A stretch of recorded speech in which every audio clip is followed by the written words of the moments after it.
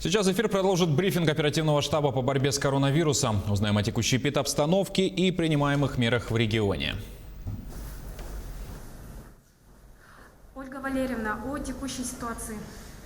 Добрый день, уважаемые жители Республики Саха-Якутия. Текущая санитарно-эпидемиологическая ситуация в республике характеризуется наличием 71 нового случая коронавирусной инфекции.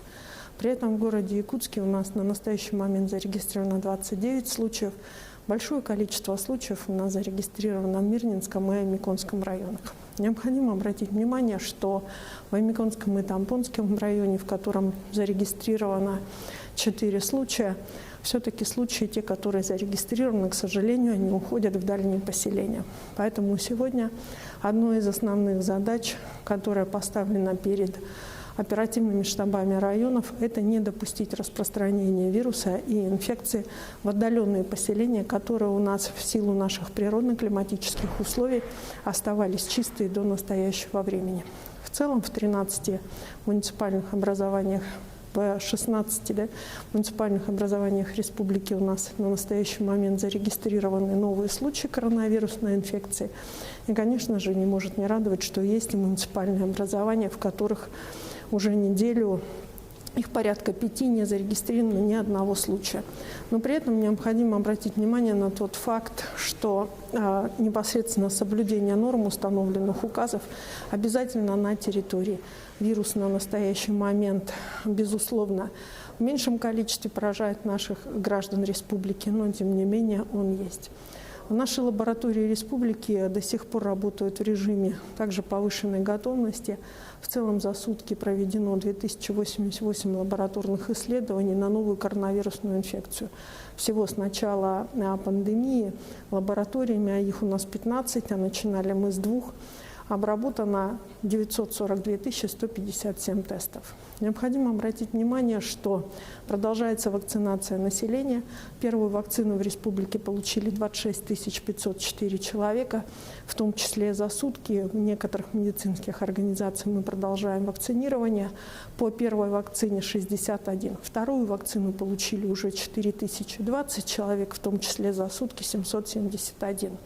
На настоящий момент мы продолжаем ждать поставку вакцины в нашу республику и, соответственно, дальнейшее продолжение с вакцинацией населения, в связи с чем приглашаем всех на вакцинирование. Необходимо обратить внимание, что несмотря на определенного рода стабилизацию санитарно-эпидемиологической ситуации в республике, соблюдение всех требований, которые установлены в республике, является обязательным. Это и масочный режим, это и режим непосредственно соблюдения социальной дистанции, и все-таки режим сохранения, прежде всего, собственного здоровья. Спасибо. Это был брифинг оперативного штаба по борьбе с коронавирусом с информацией об эпидобстановке и принимаемых мерах в регионе. Далее эфир продолжим новостями к этому часу и коротко о главных темах. Программу льготной ипотеки под 6,5% могут упразднить, что послужило толчком и каких регионов коснется возвращение к прежним ставкам. По региональному плану из 2000 гектаров картофеля в этом году 800 приходится на Лёкминский район. Какие прогнозы делают фермеры? А в Москве стартовал первый фестиваль якутского кино. Программу льготной ипотеки под 6,5% следует скорректировать. Об этом заявил глава Дом.рф Виталий Мутко. Он считает, что нужно завершить ее в тех регионах, где цены на жилье выросли особенно сильно. Усилия государства по поддержке жилищного и строительного рынков дали очень хороший результат, но в ряде регионов и прежде всего в городах-миллионниках на фоне действия льготной ипотечной программы под 6,5% годовых стремительно выросли цены в некоторых сегментах рынка. Если в этих регионах ценники подскочили на 19% и выше, нужно прекратить действие программы, и застройщики сами начнут снижать цены, считает Мутко. Такое положение дел сводит на нет все выгоды от программы льготной ипотеки для покупателя. В такой ситуации выигрывает только застройщик и банки. Движение автотранспорта с общим весом до 20 тонн разрешили на участках автозимника в Усть-Майском и Алданском районах. Об этом сообщает региональный Минтранс. Движение машин весом до 2 десятков тонн разрешено по маршруту Усть-Мая, Усть-Миль-Белькачи, Кутана. Отмечается, что автозимник открыли на основании актов и контрольной проверки грузоподъемности. В 2019 году две улицы города Вилюйска вошли в состав федеральной трассы А-331 Вилюй. Ранее они были в муниципальной собственности Вилюйска, теперь в оперативном управлении Управдор Вилюй. Переданные объекты находятся в неудовлетворительном состоянии. Привести их в нормативное состояние планируется путем капитального ремонта. В ходе работ участки переведут на асфальтобетон, должный уровень безопасности обеспечат по линии наружного освещения, а также тротуары и пешеходное ограждение. Проектирование участка началось во второй половине 2020 года. На сегодня обнаружен ряд проблем. В частности, это несоответствующие требованиям коммуникации. Обнаружено очень много коммуникаций, которые не везде совсем правильно проходят в полосе отвода дороги. Вот этот вопрос мы сейчас осветили и рассказали. В целом проект, я не скажу, что почти готов. Мы планируем где-то месяца через полтора запустить его в экспертизу. Принцип работы по этому проекту понятен. И надеемся, что вместе с городом, с администрацией УЛУС, с администрацией города мы эти проблемы порешаем. И во второй половине 2021 года мы надеемся запустить его в работу, я имею в виду запустить уже производство работ по капитальному ремонту. Якутия направит порядка 350 миллионов рублей на исследование жизни в условиях Севера. За счет этих средств будет проведено изучение мирового уровня в области климата, рационального природопользования, жизнедеятельности и жизнеобеспечения в условиях Севера. В рамках реализации программы планируется создать Всемирный центр мамонта в регионе, научно-образовательный центр «Север» и развить региональные научно-исследовательские центры. Всего на мероприятия программы до 2024 года планируется направить более 1 миллиарда рублей. Молодые ученые обсуждают актуальные вопросы космофизики. В Якутске началась конференция научной молодежи. Участвуют преподаватели, аспиранты и студенты старших курсов в возрасте до 39 лет. Тема выступления охватывает 4 направления. Астрофизика космических лучей, солнечно-земная физика, в том числе обсуждают физику атмосферы, магнитосферы и ионосферы. Также участники рассказывают о современных методах и материалах радиофизики, показали технику экспериментов. Наши исследования касаются именно этой тематики, влияния атмосферных волн, аэрозолей, атмосферного электричества, это грозы, молнии. Изменение климата происходит неравномерно по всей планете. Где-то происходит потепление, где-то похолодание. Но мы ожидаем, что скоро должно начинаться похолодание, потому что солнечная активность падает. Вот, это по температуре. Ну и, соответственно, это обусловлено изменением путей циклонов атмосферных волн. Вот как раз этими волнами мы и занимаемся. Поэтому ожидаем какие-то там успехи в этом.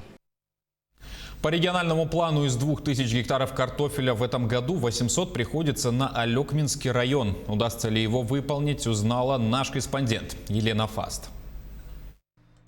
Один из важных вопросов по картофелеводству – разработка логистики для сбыта. Люди готовы выращивать, сбыть сложно. ЖЛПХ, тот же крестьянское фермерское хозяйство конкретно будет знать, что он будет осенью, конкретно к нему придут сдавать, то есть у него будет принимать, тогда будет у нас нормальная заготовительная, объемы будет у нас должны увеличиться.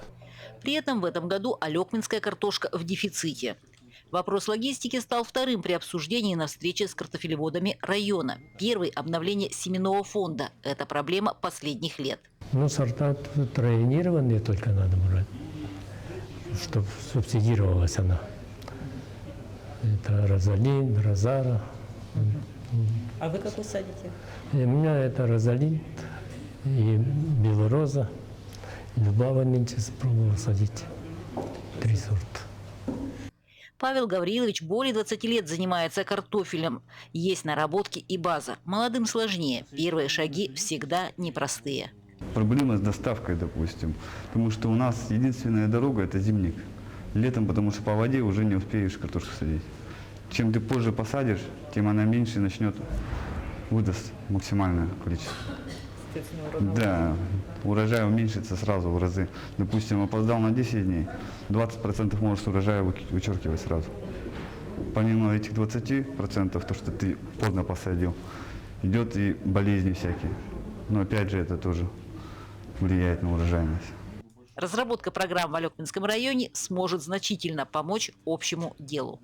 Во-первых, это обновление технической базы, обновление строительства хранилищ, семенной материал. Это мы начали вот сегодня семенного материала, да, мы будем ежегодно выделять из бюджета района на закуп семян, на обновление семенного материала. Елена Фаст, Максим Копылов, Алекминск. В преддверии Дня родного языка и письменности завтра Республиканская библиотека для слепых совместно с Институтом гуманитарных исследований и проблем малочисленных народов Севера решили запустить проект «Под сиянием Севера». Он направлен на создание говорящих книг на родных языках. Этим проектом библиотека и институт популяризируют и вносят свой вклад в сохранение культуры, традиций и письменности. Так, в студию звукозаписи библиотеки приходят дикторы и записывают произведения на родном языке. Проект «Под сиянием Севера» будет у нас действовать до 2024 года. И мы планируем за это время выпустить несколько сборников аудиокниг отдельно по языкам. Всего у нас 30 библиотечных пунктов. Мы очень хотим охватить арктические районы. Озвученные книги будут доступны на всех звуковых носителях, в том числе в собственном мобильном приложении аудиокниги РБС. Гончарное дело и живопись. В городе Покровске преподаватель детской художественной школы проводит мастер-классы выходного дня. Насколько они востребованы, узнала наш корреспондент Виолетта Засимова. Еще в 2019 году директор Покровской детской художественной школы предложил своим преподавателям организовать творческие мастер-классы для населения.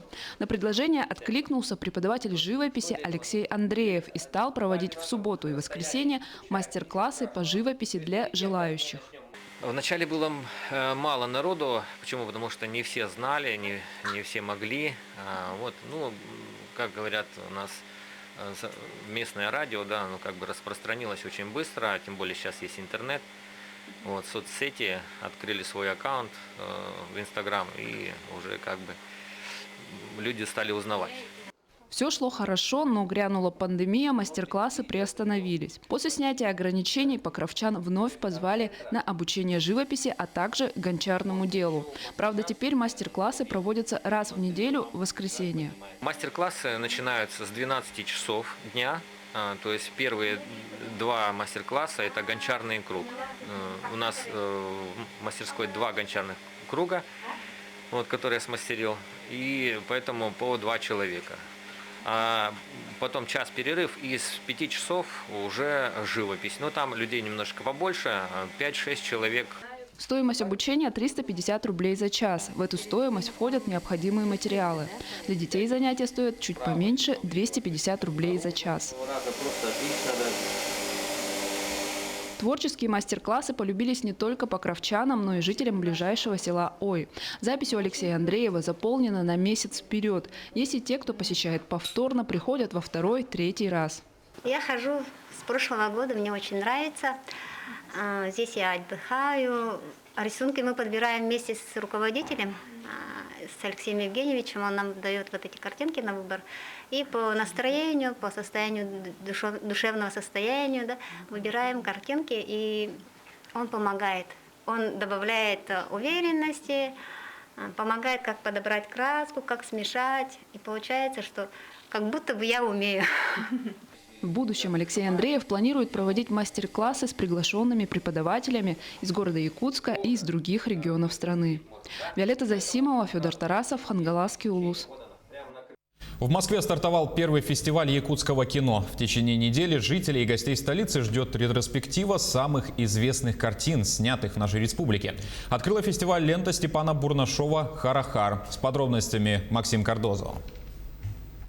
Так много внимания к якутскому кино в России, наверное, никогда и не было. Конечно, были крупные премьеры, например, картина «Тайна Чингисхана» больше 10 лет назад, или «Большие победы». Фильм «Царь-птица» стал обладателем гран-при Московского международного кинофестиваля.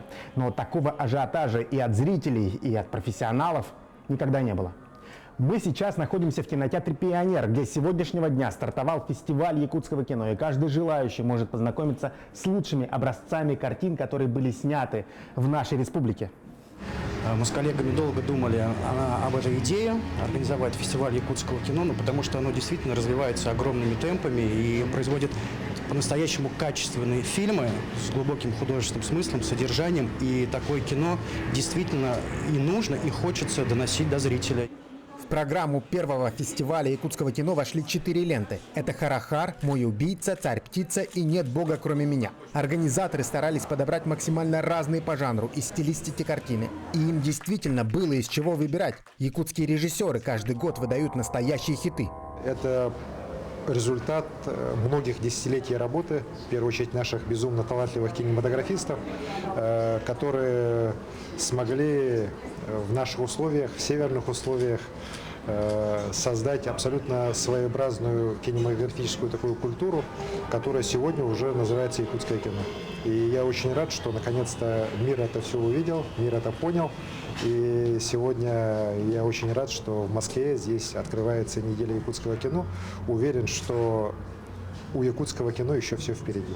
В Москве привыкли к праздникам зарубежного кино. Никого не удивляет французская, израильская или итальянская недели. И вот Якутия теперь первый регион России, который встал в один ряд с мировым кинематографом и удостоился отдельного фестиваля. Организаторы планируют сделать его ежегодным.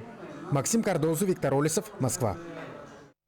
На этом завершаем выпуск новостей, но далее вас ждет много важной и актуальной информации. Не переключайтесь.